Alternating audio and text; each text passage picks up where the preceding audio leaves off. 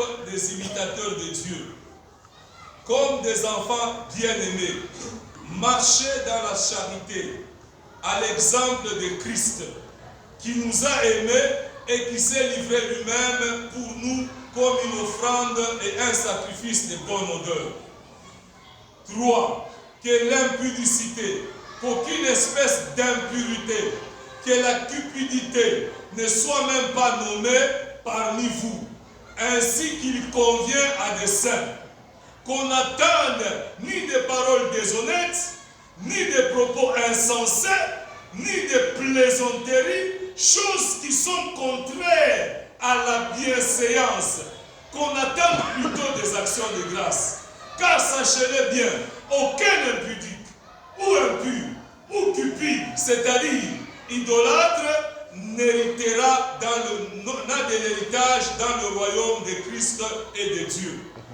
Que personne ne vous séduise par de vains discours, car c'est à cause de ces choses que la colère de Dieu vient sur les fils de la rébellion.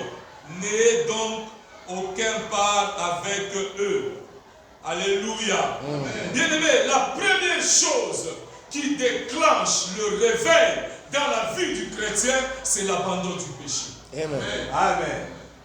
La première chose qui peut déclencher le réveil dans la vie d'un enfant de Dieu, c'est pour cela que j'ai dit, avant de parler du réveil, on ne peut pas parler du réveil sans parler de l'abandon du péché. Alléluia. Amen. Il y a beaucoup de gens qui parlent des églises de réveil, les églises de ceci, les églises de cela. Bien aimé, tout ça c'est bien beau. Mais la première des choses, quand je lisais ma Bible, qui peut déclencher le réveil dans la vie de l'homme, c'est d'abandonner tout d'abord la vie du péché. Amen. Le réveil, le premier réveil, moi je l'ai nommé le réveil de Mitzipah. Alléluia. Amen.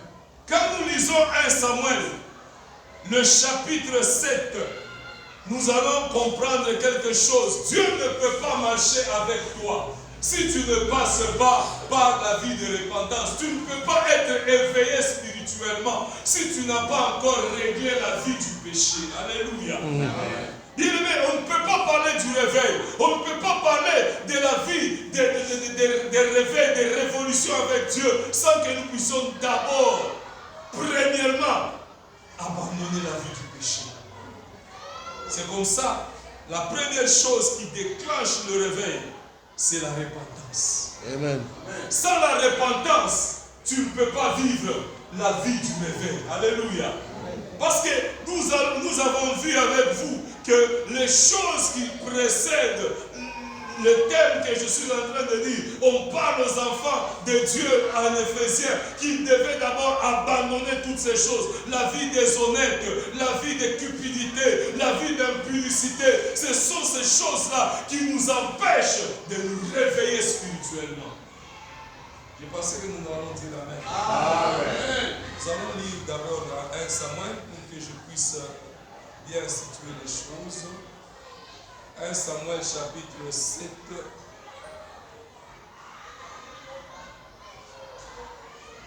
Et nous commençons par le verset 5. Samuel dit, assemblez tout Israël à Mitzipah, et je prierai l'Éternel pour vous. Et ils s'assemblèrent à Mitzipah. Et ils puisèrent de l'eau et le répandirent devant l'Éternel, jeûnèrent en ce jour-là en disant, nous avons péché contre l'Éternel. Samuel jugea les enfants d'Israël à Mitzipah. Les Philistins apprirent qu'Israël était assemblé à Mitzipah, et les princes des Philistins montèrent contre Israël à cette nouvelle. Les enfants d'Israël eurent peur des Philistins et ne cessent point de crier pour nous à l'Éternel notre Dieu, afin qu'il nous sauve de la main des Philistins. Samuel prit un agneau de lait, l'offrit tout entier en holocauste à l'Éternel. Il cria à l'Éternel pour Israël et l'Éternel l'exauça. Alléluia. Amen. La Bible déclare, quand Samuel, les enfants d'Israël, ils paniquaient devant les Philistins. Mais quand Samuel a fait une prière, quand les enfants d'Israël se sont repentis, et Samuel a offert un holocauste, Dieu exauça les enfants d'Israël. Alléluia. Amen. Bien-aimés, la seule chose qui nous rend forts au-devant de nos ennemis pour que nous puissions vivre le réveil, c'est d'abord la vie de repentance. Amen. Alléluia. Amen. La vie de repentance, on ne peut pas la dissocier de la vie chrétienne. Si nous voulons marcher dans la force, nous voulons marcher dans le triomphe, nous voulons marcher dans le réveil, la première des choses, nous devons comprendre que nous devons avoir une vie de repentance. Alléluia. Amen. La vie de repentance, elle est très importante quand nous voulons marcher avec Dieu. Alléluia. Amen. Là, j'aime beaucoup la suite de ce texte. Dans Philippiens et dans 1 Samuel, on dit ceci. Les Philistins furent humiliés. Ils ne virent plus sur le territoire d'Israël et la main de l'Éternel fut contre les Philistins pendant toute la vie de Samuel. Bien-aimés, après la repentance, la Bible nous dit ceci, les Philistins furent humiliés. Alléluia. Amen. Parce que quand nous sommes réveillés, quand nous nous repentons, les Philistins seront humiliés dans notre vie.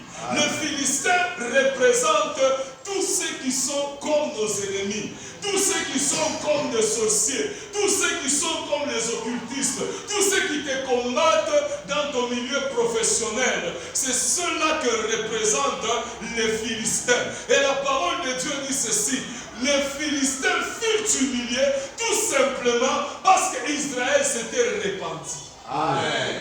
Bien aimé, quand tu te répands, quand tu arranges avec Dieu, tu deviendras fort au-devant de tes ennemis. La seule chose que Samuel avait fait pour les enfants d'Israël, c'était de demander pardon auprès de l'Éternel pour Israël. Quand il a demandé pardon, quand il a prié pour Israël, et la parole de Dieu me dit que les Philistins furent humiliés au-devant d'Israël. Amen.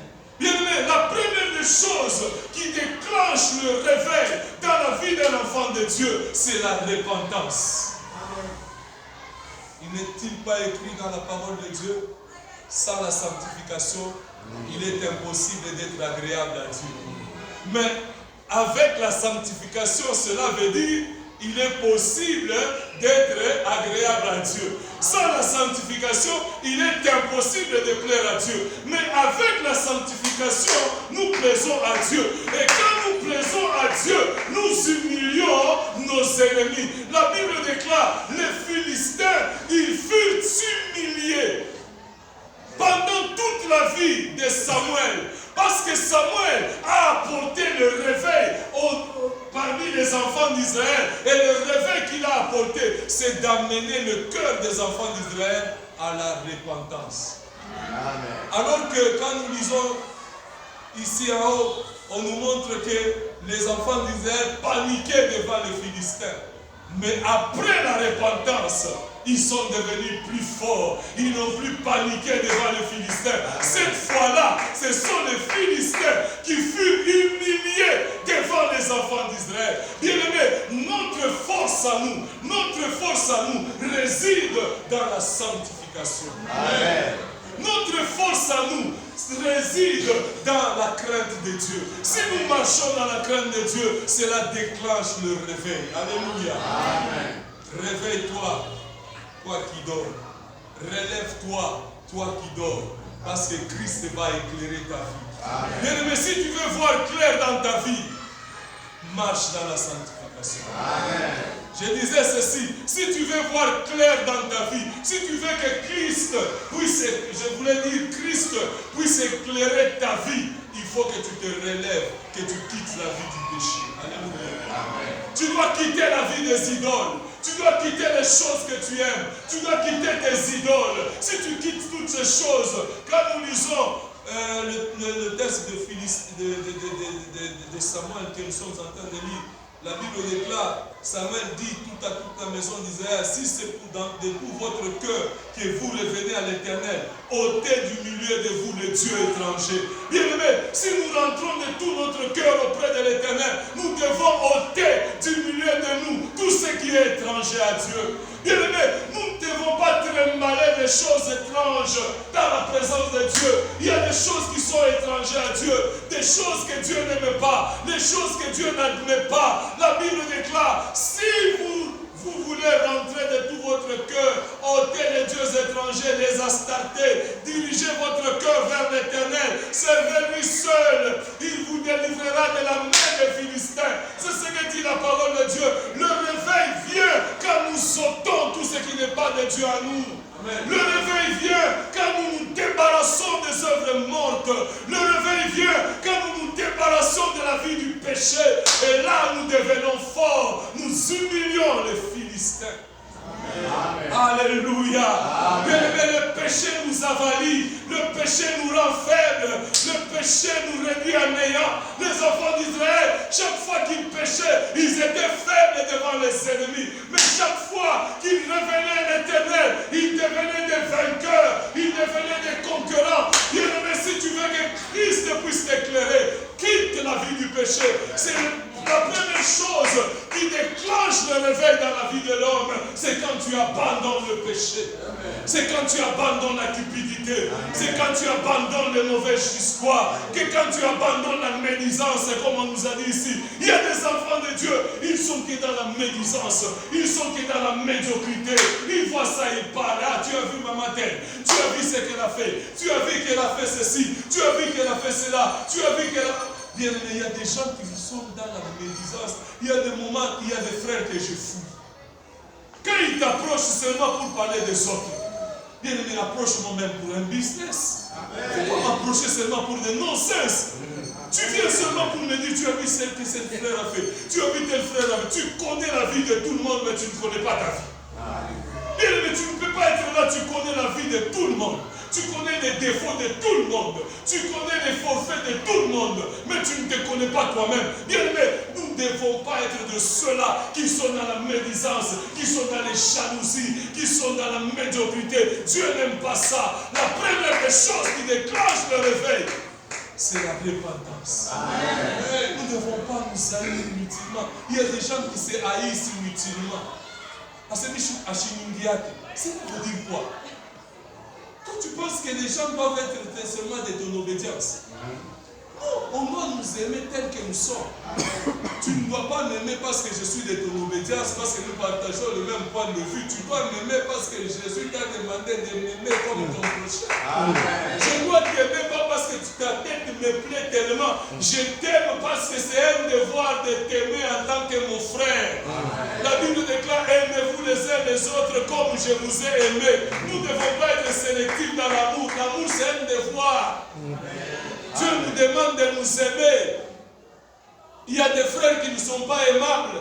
Mais Dieu nous demande quand même de les aimer. Amen. Il y a des frères, quand tu le vois, ils t'énervent. Mais Dieu te demande de l'aimer tel qu'il est, pas tel qu'il devait être. C'est ça l'amour de Dieu. Dieu ne nous demande pas d'aimer seulement les gens qui correspondent à nos critères. Dieu nous demande de vous aimer vous les uns les autres comme moi je vous ai aimé. Dieu ne m'a pas aimé parce que ma tête le plaisait. Non. Dieu m'a aimé parce que son amour est au-dessus de tout. Il m'a aimé malgré ma race. Il m'a aimé parce que même si je suis congolais, il y a des gens qui disent, moi les Congolais ça ne passe pas. Parce que les Congolais lui ont tellement fait du mal, l'ont escroqué.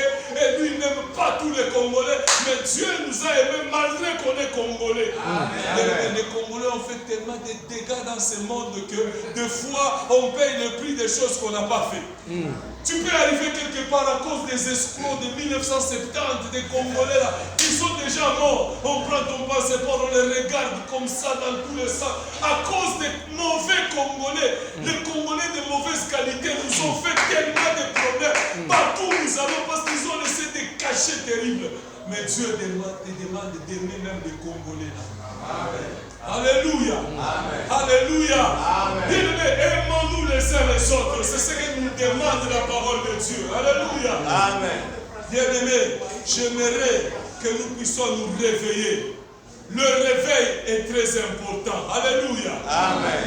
Le réveil est très important. Et le réveil doit passer premièrement par la repentance. Amen. Alléluia. Amen. Nous devons nous réveiller. Alléluia. Amen.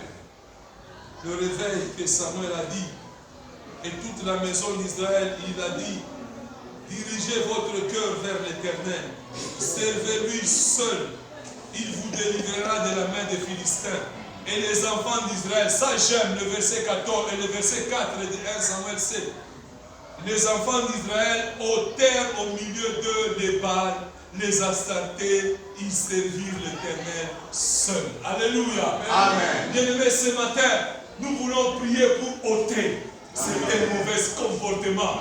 Ôte la médisance, ôte la cupidité, ôte le tribalisme, ôte tous les antivaleurs. J'aimerais que tu puisses ôter toutes ces choses. Juste ôter, c'est ça. Tu enlèves quelque chose qui est inutile. Tu les jettes à côté. C'est ce qu'on a dit ôter. Il y a des choses que nous devons ôter de nos vies. Alléluia. Il y a des choses que nous devons nous débarrasser. N'est-il pas écrit dans ta parole de Dieu? Débarrassez-vous de tout péché qui vous enveloppe si facilement. Quand on a qui doit vous servir de rien, il y a des choses qui ne te servent de rien. Ôte un peu cette histoire. Ôte un peu cette histoire-là auquel tu t'attaches. Ôte un peu. Ôte-moi ces histoires ici. Alléluia. Il y a des choses que nous devons nous débarrasser. Tu entres dans ta garde-robe, tu ôtes un peu certains habits qui ne rendent pas gloire à Dieu. Ôte-moi ça. Alléluia.